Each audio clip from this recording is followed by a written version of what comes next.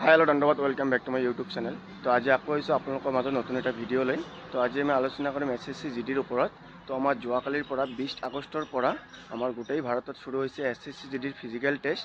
তো আমাৰ অসমত এইবাৰ দুটা চেণ্টাৰ দিছে ফিজিকেল টেষ্টৰ কাৰণে। মেডিকেলত চেণ্টাৰ বেছি হ'ব পাৰে। তো যিয়ে নহওক দুটা চেণ্টাৰৰ ভিতৰত আমাৰ গুৱাহাটী 9 মাইল CRPF কেম্প মানে আমেৰিকক যিটো কেম্প আছে সেইটো আছে, আৰু ডিমাপুৰ নাগালেণ্ড চুকভি দুটা কেম্প। এই দুটা কেম্পৰ ভিতৰত যোৱাকালি হৈ গ'ল ফিজিকেল টেষ্ট। তো আমি এই দুটা ফিজিকেল টেষ্টৰ ওপৰত কথা পাতিম। মানে যোৱাকালি সকলোখিনি ফুল ডিটেইলছ লোৱাতে লেট হৈ গ'ল, সেইকাৰণে ভিডিঅ' আপলোড দিব পৰা নাই। সেইকাৰণে আজি ভালকৈ সকলোখিনি তথ্য সংগ্ৰহ কৰি আজি ভিডিঅ'খন লৈ আহিছোঁ আপোনালোকৰ মাজত। তো আমি ফাৰ্ষ্ট যদি 9 মাইলৰ কথা ক'বলৈ যাওঁ, ৰাতি 2:01 পৰা লাইনত থিয় দিছে আৰু এণ্ট্ৰি কৰিছে 4টামান বজাত, 3:50 এনেকুৱা টাইমত এণ্ট্ৰি কৰিছে। ঠিক তেনেকুৱাই চুকভিৰ কথা ক'বলৈ গ'লে ঠিক 3:30 পৰা লাইনত থিয় দিছে আৰু 4টা বজাত এণ্ট্ৰি কৰিছে। তো এণ্ট্ৰি কৰাৰ পিছত ডকুমেণ্টৰ কথা ক'বলৈ গ'লে ID প্ৰুফ চাইছে আৰু যিখন এডমিট ওলাইছে এডমিটখন চাইছে আৰু কোনো চোৱা নাই। লাষ্টত যেতিয়া মানে হাইট চাইজ মাপছিল তেতিয়া NHI 9খন চাইছিল আৰু ফটো লাগিছিল 3-4খন। সেইখিনিয়ে আছিল প্ৰচেছ ডকুমেণ্টৰ। আৰু তাৰপিছত ৰানিং হৈছিল, দুটা চেণ্টাৰতে ৰানিং হৈছিল।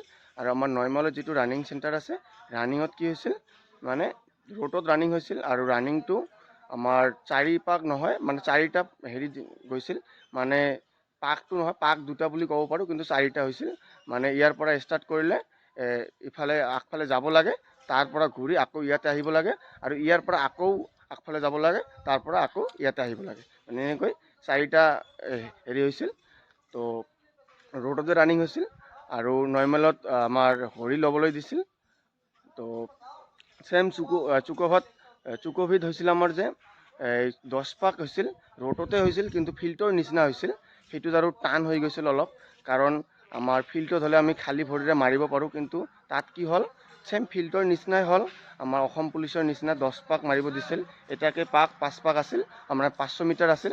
তো ঠিকেই আছিল চবেই, কিন্তু ৰোডো হৈ গ'ল প্লাছ ফিল্ডো হৈ গ'ল। মানে ফিল্ডৰ নিচিনাকৈ 10 পাক হৈছিল, কিন্তু যিফালেদি মানে মানুহ গৈছিল সেইখিনি আছিল ৰোড। আৰু পাছ ফেলৰ কথা ক'বলৈ গ'লে চুকভিত অলপ বেছি ফেইল কৰিছে, কাৰণ বহুতে মানে কি পাক ভুল কৰিছে। কিছুমানে 9 পাক মাৰাৰ পিছত ৰৈ দিছে আৰু ভাবিছে 10 পাক হৈ গৈছে, 5 কিলোমিটাৰ কমপ্লিট হৈ গৈছে, কিন্তু তেনেকৈ পাক ভুলৰ কাৰণে চুকভিত বহুতো ফেইল কৰিছে। আৰু কিছুমান 1-2 ছেকেণ্ডত ফেইল কৰিছে, মিলি ছেকেণ্ডত ফেইল কৰিছে। মানে যোৱাবাৰতকৈ এইবাৰ বহুত হাৰ্ড হৈছে। মানে কি যোৱাবাৰ যদি কোনোবাই 10 ছেকেণ্ড পিছতো সোমাইছে, তেনেহ'লে এইটো মানে ছেক্ৰিফাইচ কৰি লৈছে CRPF বা আছাম ৰাইফল যি থাকে তাত ডিউটিত, সেইজন মানে অফিচাৰে ছেক্ৰিফাইচ কৰি লৈছে যে ইমান কষ্ট কৰি আহিছে, 5 ছেকেণ্ড একো নহয়, সেইটো মানে ছেক্ৰিফাইচ কৰিছে। কিন্তু এইবাৰ কি হ'ল, যিহেতু আমাৰ RFID ডিজিটেল মানে মেচিনৰ নিচিনাকৈ হৈছে, মানে একদম মিলি ছেকেণ্ডৰ কাৰণেও বহুতে ফেইল কৰিছে। সেইকাৰণে এবাৰ অলপ লাষ্টৰ ফালে একদম অলপ খিচি দিবা, নহ'লে কিবা এটা মই নাচাওঁ যে কিবা এটা হওক, সেইকাৰণে একদম সকলোৱে ভালকৈ দিবা। আৰু আমাৰ ৰানিংটো সকলোৱে জানা 5 কিলোমিটাৰ হয়, আৰু ৰানিঙৰ পিছত হালকা অলপ ডকুমেণ্ট ভেৰিফিকেশ্যন হয়, এই NHI 9 ID প্ৰুফ এইখিনিয়ে মানে, আৰু ভালকৈ চাই অলপ। আৰু তাৰপিছত আমাৰ ৰানিংটো চেজ হোৱাৰ পিছত হাইট চেষ্ট মাপে। আমাৰ 9 মাইলত হাইট চেষ্টটো অলপ মানে হাৰ্ড হৈছে, মানে যিটো যদি কাৰোবাৰ বডি কম হৈছে তেনেহ'লে 2-3 বাৰ পুছআপ মাৰিব দিছে, পুছআপ মাৰাৰ মানে চান্স দিছে। আৰু যদি হাইট কম হৈছে, হাইট 2-3 বাৰ মাপাৰ পিছত ৰিজেক্ট কৰি দিছে। আৰু চুকভিত অলপ হাইট চেষ্টত অলপ মানে এইটো কি ছেক্ৰিফাইচ মানে কি চান্সটো বেছি দিয়ে। ছেক্ৰিফাইচ নহয় যে তোমাৰ ডিজিটেল মেচিনত যদি কম ওলায় তেনেহ'লে কেতিয়াও নোলায়, আৰু যদি মানে ওলাবই লাগিব 165 হ'বই লাগিব তাত, কিন্তু চুকভিত অলপ চান্সটো বেছি দিছে, 9 মাইলত অলপ চান্সটো কম দিছে। তো সকলোৱে কৈ আছে যে 9 মাইলত অলপ হাইটটো হাৰ্ড হৈছে। দুয়োজনৰ এইখিনি আগতীয়াকৈ ভয় খাই লাভ নাই। তো আৰু পাছ ফেলৰ কথা ক'বলৈ গ'লে আমাৰ মিনিমাম 70% পাছ হৈ আছে। তো যোৱাকালি 20 আগষ্ট ফাৰ্ষ্ট আছিল। তো আমাৰ 9 মাইলত ফাৰ্ষ্ট গ্ৰুপত 50জন দিছিল, 23জন পাছ কৰিছিল। আৰু নেক্সট গ্ৰুপত এনেকুৱা 60-70জন দিছিল, 35জন মান পাছ কৰিছিল, মানে এনেকুৱা মানে। আৰু তাৰপিছত 150-200জন দিছিল। মানে এভাৰেজ চাবলৈ গ'লে 70% ৰানিঙত পাছ কৰিছে। আৰু যদি আমি হাইট চেষ্টত ক'বলৈ যাওঁ 10% বা মানে 15% এনেকুৱা ফেইল কৰিছে। তো আমি টোটাল একদম এভাৰেজ চাবলৈ গ'লে মানে 60% মান পাছ কৰিছে পুৰা দিনটোত, মানে ৰানিং হাইট চেষ্ট। আৰু এইখিনি কথা একদম কিমান প্ৰেজেণ্ট হৈছে কিমান নহয় এইখিনি সকলোৱে আইডিয়াৰ কৰে, কাৰণ কোনো কেণ্ডিডেটে নাজানে যে কিমানজন ষ্টুডেণ্টে তাত প্ৰেজেণ্ট হৈছে। আৰু এইটো জাষ্ট এটা অনুমানিক।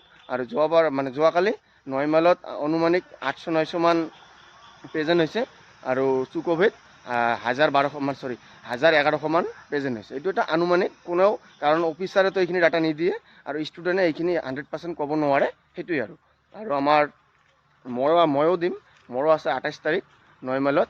তো আপোনালোকে কাৰ এতিয়া কেই তাৰিখ আছে ভালকৈ প্ৰিপাৰেশ্যন লৈ ল'বা আৰু খানা পিনা ভালকৈ কৰি ল'বা। আৰু মেইন কথা হ'ল, যদি নম্বৰৰ টেনশ্যন নল'বা, এইবাৰ বহুতে ফেইল কৰি আছে। যদি কাৰোবাৰ নম্বৰ কমো থাকে তেনে এইটো ভুল নকৰিবা যে ফিজিকেলত নাযাবা, সকলোৱে যাবা। ফিজিকেলটো দি আহা, পিছত হ'ব, কিন্তু সকলোৱে দি আহা, সেইটোৱে আৰু আজিৰ আপডেটটো যদি আবেলি পাওঁ দি দিম, নহ'লে কালি দি দিম।